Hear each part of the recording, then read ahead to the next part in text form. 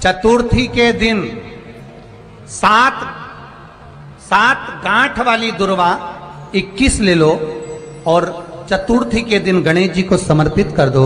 पंचमी तिथि को उस दुर्वा को उठाकर दूध में डाल दो और उस दुर्वा को दूध में डालकर उस दूध में उस दुर्वा को मल लो और जिसके सफेद चमड़ी पड़ गई हो, चर्म रोग हो गया हो, उस दूध को उस दुर्वा के साथ, दूध नहीं भी हो तो पंचमी के दिन दुर्वा का लेपन शरीर पर कर लें। आधे घंटे तक करने पर पंचमी को प्रदोष काल में स्नान कर लें।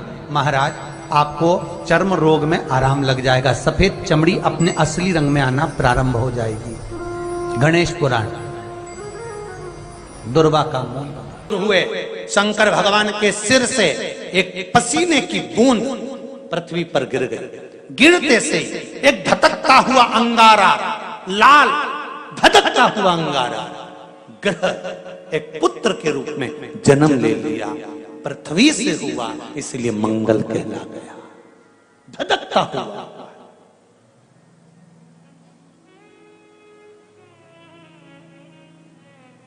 पर अंधकासुर अभी नहीं मरा है। अंधकासुर की मृत्यु अभी नहीं हुई है। हर हर महा अंधकासुर की मृत्यु अभी नहीं हुई। धधकता हुए अंगारे के रूप में मंगल ग्रह प्रकट हो गए, जन्म ले लिए।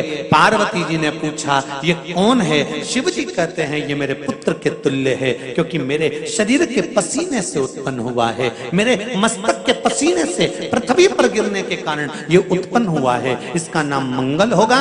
ये ग्रह मंडल में रहेगा, देवताओं के रूप में पूजा जाएगा, पर मेरे क्रोध के कारण उत्पन्न हुआ है, इसलिए इसका ग्रह थोड़ा सा क्रूर होगा।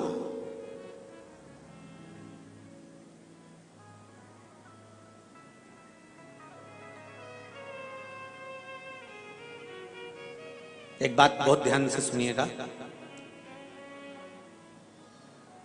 विवाह, शादी, संतान प्राप्ति, विवाह के बाद में विवाद या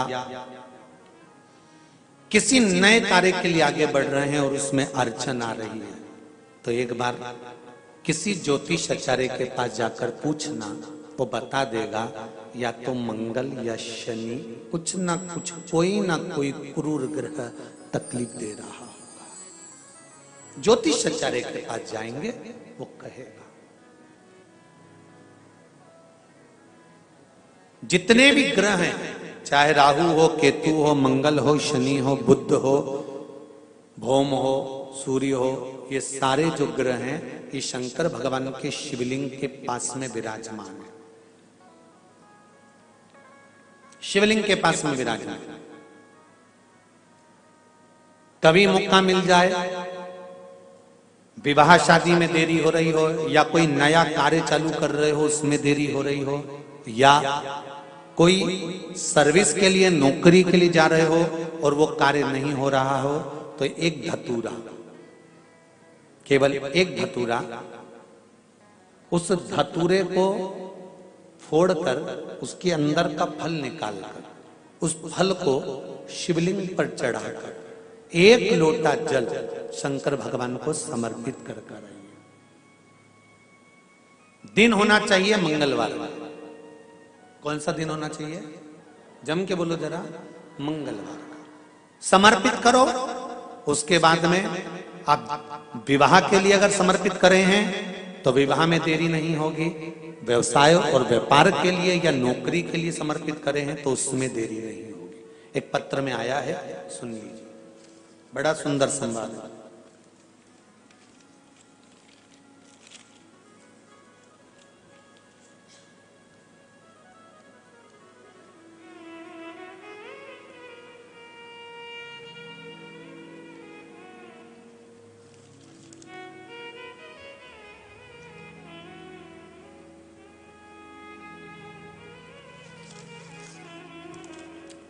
श्री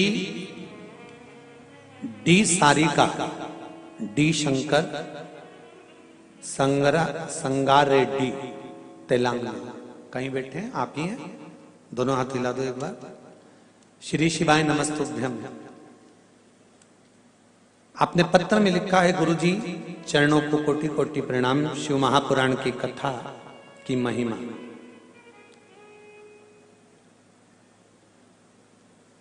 क्या क्या बताऊं। शिव पंचायत कथा से हमने, जो शिव पंचायत कथा हुई थी, आप लोगों ने भी टीवी पर श्रवण करी होगी, उस कथा से हमने सुना था।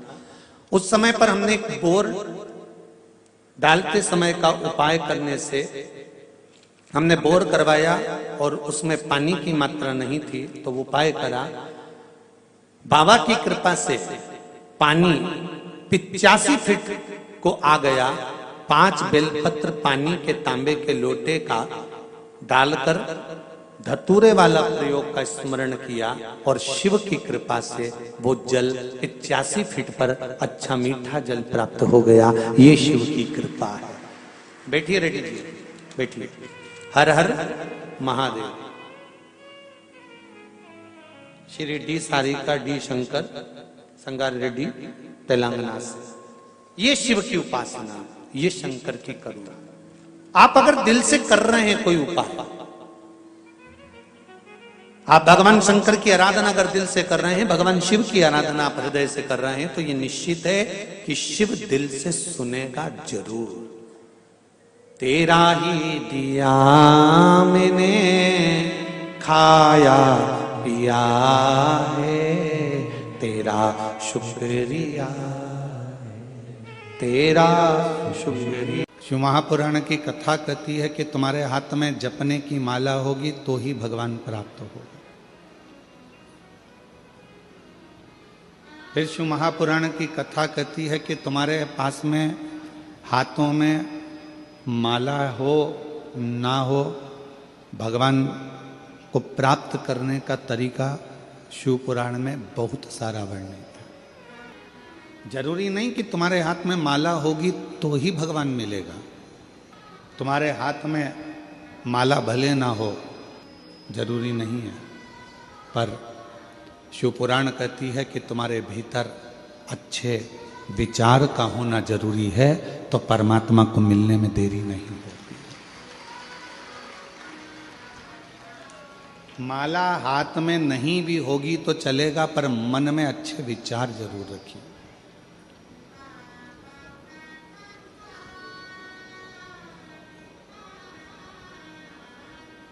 दुनिया में सबसे ज्यादा फ्री में क्या मिलता है? बहुत ज्यादा मात्रा में फ्री में प्राप्त होता है। तो किसी ने कहा कि हमें पानी भगवान ने फ्री में दिया, पर आज तो वो भी पैसे से बिकता है। फिर किसी ने कहा कि भगवान ने हमको हवा दी है फ्री में, हम कहेंगे वो भी आज के ज़माने में पैसे से बिकती है। कोरोना काल में ऑक्सीजन की मशीनों ढूंढते फिरे लोग। फिर किसी ने कहा भगवान ने ये पृथ्वी दी, पृथ्वी को मिट्टी दी, मिट्टी कौन सी फ्री में मिलती है? एक ट्राली एक डंपर मिट्टी भी खरीदना है तो उसका पैसा देना पड़ता है। किसी ने कहा कि ये वृक्ष भगवान ने फ्री दिए हैं तो लकड़ी को भी खरीदना पड़ता है, वृक्ष को भी खरीदना।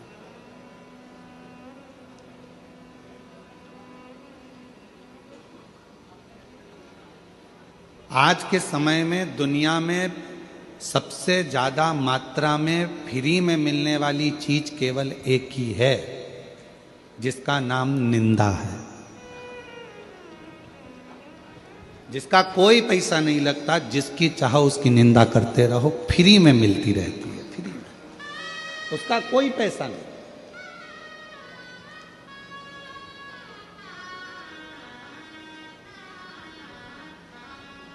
कोई भजन करे तो उसकी निंदा करो, कोई भजन नहीं करे तो निंदा करो। कोई मंदिर जाए तो निंदा करो, कोई नहीं जाए तो निंदा करो। ये फ्री में मिलता है। पानी का भी पैसा लगने लगा, हवा का भी पैसा लगने लगा, भूमि का भी पैसा लगने लगा, मिट्टी का भी पैसा लगने लगा, वृक्षों का भी पैसा लगने लगा, पर निंदा का कोई पैसा नहीं। एकदम फ्री है, एकदम। उसका मूल्य नहीं है।